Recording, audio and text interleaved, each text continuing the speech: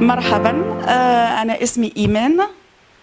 أنا اسمي إيمان جئت اليوم إلى معهد روبير دوانو للحديث عن اللغة العربية مع تلاميذ السنة الخامسة في هذا المعهد.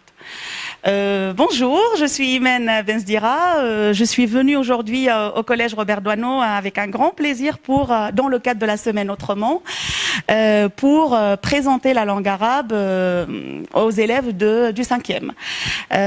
C'est dans le cadre de découverte d'ailleurs et une ouverture culturelle qui permettrait aux élèves de toucher un peu plus concrètement cette langue.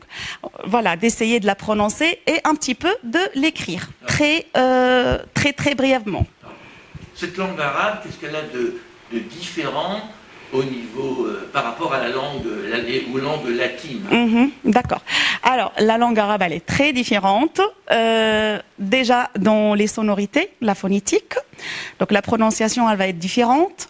On a plusieurs sons dans la langue arabe qui n'existent pas dans la langue française, en l'occurrence, ou voilà, les langues latines.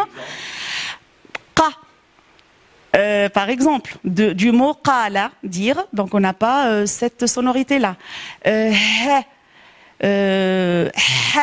Par exemple, du mot hub, amour. Il y a plusieurs sonorités qui posent des difficultés dans la prononciation.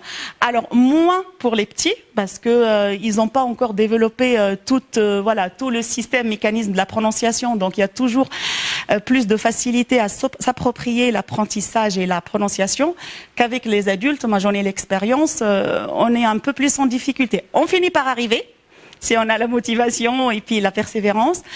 Mais voilà, donc il y a cet aspect-là qui est différent. Le nombre de lettres qui va être de 28 lettres. Le sens de l'écriture qui va être de droite à gauche. Et puis la calligraphie, elle est différente. Voilà, donc il y a ces aspects-là généralement qui vont faire la différence de la langue arabe par rapport aux autres langues, en tout cas latines, françaises en l'occurrence. Vous avez des voyelles muettes? Alors, on a plusieurs types de voyelles, des petites voyelles courtes, par exemple, qui rappellent un peu les voyelles françaises e ou i, qui vont se rallonger par la suite par e ou i, qui vont se doubler dans un troisième temps sur certains mots pour donner le son n, on, n. Et puis justement, comme vous venez de le dire, il y a le soukoun. C'est le petit rang qu'on vient de mettre par-dessus des lettres. Et oui, c'est une voyelle muette. Donc, comme par exemple, tout à l'heure, on avait b, là, on va dire b. Et dans les mots, ça arrive qu'on a des lettres muettes. Ça change le sens du mot, bien sûr. Voilà. Le sens, peut-être pas, mais la prononciation. Et ça, les voyelles dans la langue arabe, ils relèvent aussi des fonctions grammaticales.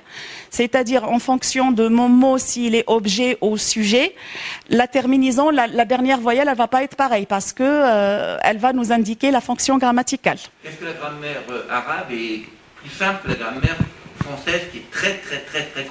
Non, pas du tout. Je pense que la grammaire, en règle générale, ça reste quand même un domaine très technique et particulier dans toutes les langues et aussi dans la langue arabe. Il y a tout ce qu'on sait déjà dans la langue française, sujet, objet, complément. Par contre, il y a plus aussi de compléments. On va trouver plusieurs types de compléments d'objets, de compléments de lieux et ainsi de suite. Et puis, c'est assez complexe quand même, sans rentrer dans le détail. La conjugaison aussi, elle est complexe. C'est vrai qu'il y a 3 grands volets, 3 grands temps, mais il y a beaucoup de détails dans les tons et dans les modes, tout ça. Donc ça, c'est la conjugaison. Et puis les pronoms personnels aussi qui sont un peu plus différents que les pronoms personnels français. On va voir plus. Et surtout avec la spécificité de pronoms de duel.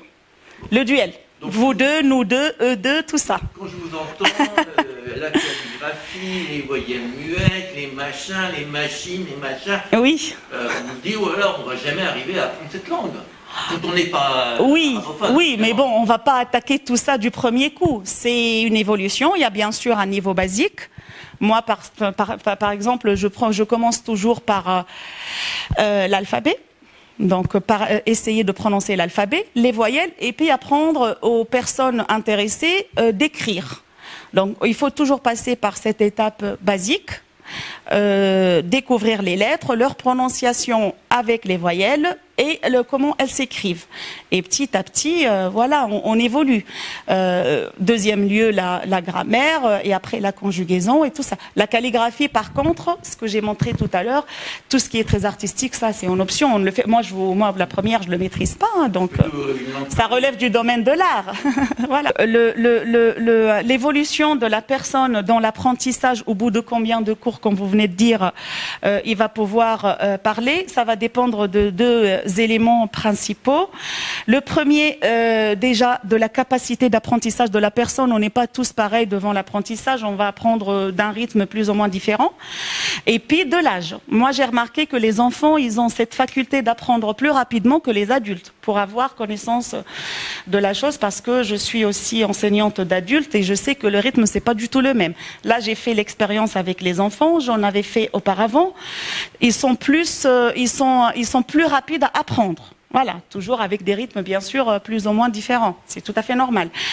Je dirais que, moi j'ai fait l'expérience au bout de une petite vingtaine d'heures, les élèves sont en capacité de lire l'alphabet bien comme il faut, avec les voyelles, et pouvoir attacher des lettres pour construire des petits mots, dans un rythme normal, classique. Voilà, à peu près. Après, c'est pas une science exacte. Ils sont capables de parler un petit peu ? Ils apprennent tout ce qu'on leur dit. Ils sont très à l'oral, donc tout ce que je dis, tout ce qu'une personne enseignante, je pense que dans n'importe quelle langue, elle va dire des phrases, des structures. Les élèves, ils fonctionnent beaucoup à l'oral, ils vont capter, ils vont enregistrer, sans savoir comment ça s'écrit. Donc on passe par une case orale qui au moins habitue les élèves à s'approprier cette prononciation et cette phonétique qui est très différente. Et petit à petit, de l'oral, donc le cerveau il va assimiler, il va enregistrer, ça va créer des réflexes, tout ça, et jusqu'à arriver à l'écrit. Alors voilà. Donnez-moi un argument pour que j'apprenne l'arabe. Un argument, oui, parce que c'est une belle langue très riche, et puis alors pour apprendre l'arabe, moi je dirais que c'est une très belle langue, très riche. Je pense que, si je dis pas de bêtises, elle a plus de 12 millions quand même de termes ou de mots. Elle est une langue très poétique. Puis c'est culturellement, j'imagine, au jour d'aujourd'hui, on est dans une ouverture culturelle qui fait que, je pense qu'apprendre l'arabe, oui, donc ça ne peut que nous aider à aller vers l'autre, à s'ouvrir, à écouter ce qu'il dit, à comprendre, à communiquer, à échanger.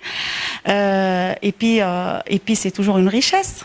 C'est une langue au niveau sonore, une langue chantante, C'est une langue chantante. C'est une langue chantante, il y a beaucoup de poésie.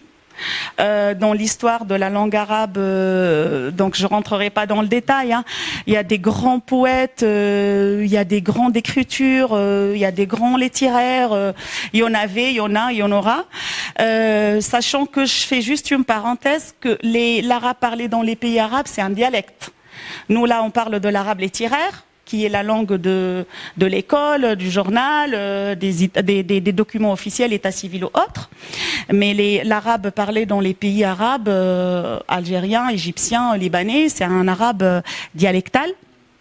Alors on va se comprendre forcément parce que c'est tiré, voilà, parce que c'est tiré quand même, c'est tiré de l'arabe littéraire. Avec des variantes dans la prononciation. Si on est anglophone ou arabophone, on va rajouter des petits mots en français, en arabe, ainsi de suite. Puis voilà, ça c'est la richesse humaine qui fait que voilà, on adapte les langues, la prononciation en fonction voilà, de la situation culturelle de la personne. Alors, un élève, un enfant au jour d'aujourd'hui pour apprendre l'arabe à l'école, donc c'est à l'Académie de Dijon. Il aura cette possibilité à Dijon, avec l'Académie de Dijon. Un adulte, dont je ne sais pas s'il y a d'autres structures, mais en tout cas, moi, je conseille de venir à l'Université populaire de Chalonnais. On donne des cours d'adultes depuis des années, et puis je suis là-bas, je donne le cours depuis 2013 et je donnerai encore et encore, avec d'autres langues aussi.